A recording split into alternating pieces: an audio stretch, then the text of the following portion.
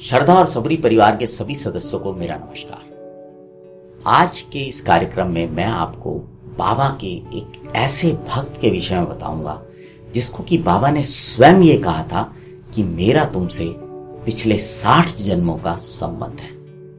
जी हाँ, बाबा ने स्वयं ये बात द्वारका माई में अपने उस भक्त को कही थी। और ये तो आप सभी जानते हैं कि बाबा जो हैं वो अंतर्यामी थे, वो पहले से ही जान लेते थे कि चीजें क्या होती थी, कैसे होने वाली हैं। आज के इस जो वाक्य है इसमें आपको सब कुछ वो मिलेगा जो कि बाबा के भक्त जो उनको प्रेम करते हैं सब ने वो महसूस किया होगा। इस कार्यक्रम के दौरान हमने कुछ चित्र इस्तेमाल किए हैं, वो हम नहीं जानते किसने बनाए हैं, किसने खींचे हैं, लेकिन हम बाबा से प्रार्थना करेंगे कि वो उन सभी पर जिन्होंने उनको खींचा या बनाया, उनके परिवारजनों पर अपनी कृपा और आशीर्वाद सदैव बनाए रखें। और साथ ही साथ हमारे जो कार्यक्रम को सुनने वाले हैं, हमारे श्रद्धा और सबरी परिवार के सदस्य हैं, बाबा उन पर भी अपनी कृपा और आशीर्वाद सदैव बनाए रखें। बाबा के एक भक्त थे जिनका नाम था श्री बालाराम धुरंधर। मुंबई का जो हाईकोर्ट था उसमें वकील थे और उसके साथ साथ एक लॉ स्कूल था, उसके प्रिंसिपल भी थे। उनकी अपने समाज में भी अच्छी प्रतिष्ठा थी, वो समाज की भी सेवा किया करते थे और समय बीतने के साथ साथ उनकी आध्यात्मिक रुचि भी बढ़ गई। उन्होंने गीता का अध्ययन किया, उन्होंने ज्ञानेश्वरी का पाठन किया और भी वो और धार्मिक ग्रंथों को पढ़ा करते थे। और जैसे होता है ना, एक व्यक्ति अध्यात्म की ओर जब बढ़ने लग जाता है तो उस ओर बढ़ रहे थे।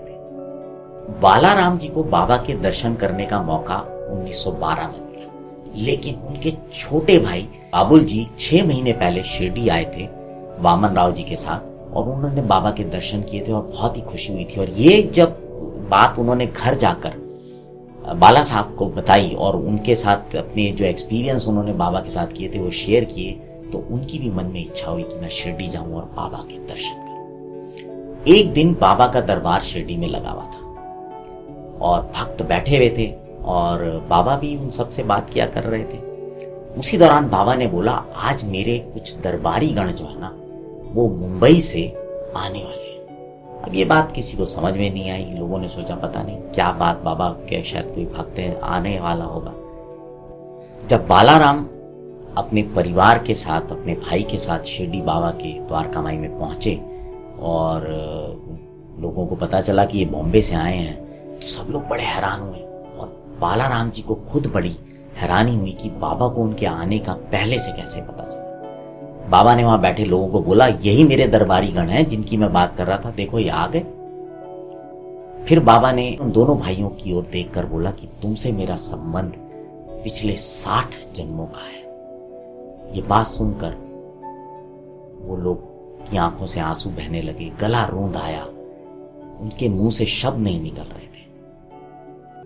बाबा चिलम पीने लगे और बाबा ने अपनी चिलम पीते पीते वो चिलम जो थी वो बालाराम जी की ओर बढ़ाई और कहा कि तुम भी एक इसमें से कश ले लो। बालाराम जी कभी धूम्रपान नहीं किया करते थे। खैर, जब उनको बाबा ने वो चिलम पकड़ाई तो उन्होंने एक जो था उसका कश ले लिया और चिलम बाबा को पुनः लौटा दी। ये जो घड़ी थी, अब सोच रहे होंगे लोग कि बाबा ने क्यों चिलम पकड़ाई।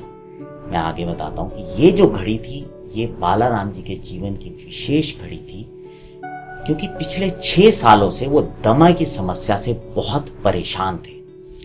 और 1912 में जब बाबा के ने वो चिलम का कश लिया उन्होंने, उस दिन के बाद उनको दमे की शिकायत कभी नहीं हुई।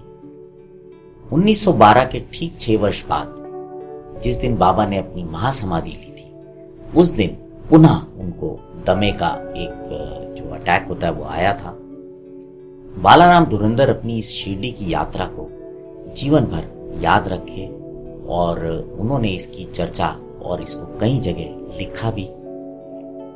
तो आप भी जब शिरडी जाते हैं तो ये मत सोचिए कि आपके आने की सूचना बाबा को नहीं होती। जिस दिन से आप अपनी टिकट बुक कराते हैं उस दिन से बाबा को पता चल जाता है कि आप उनके पास आने वाले हैं। तो जब भी शिरडी जाएं, पूरे भाव से जाएं, बाबा के दर्शनों का आनंद लें और गुरु स्थान, द्वारका माई, चावड़ी सभी जगह जाकर बाबा से दर्शन लें। और साथ ही साथ मैं पुनः निवेदन करूंगा कि जो साईं बाबा से जुड़ी जो ग्रंथ हैं, जो साईं सचरित्र है, उसको ज़रूर पढ़ें, क्योंकि जब भी जितनी जानकारी आपकी बाबा के बारे में बढ़ेगी उतना ही आपका प्रेम और बढ़ेगा। अब आपसे विदा लेता हूँ। जुड़े रहें श्रद्धा और सबरी परिवार के साथ। धन्यवाद।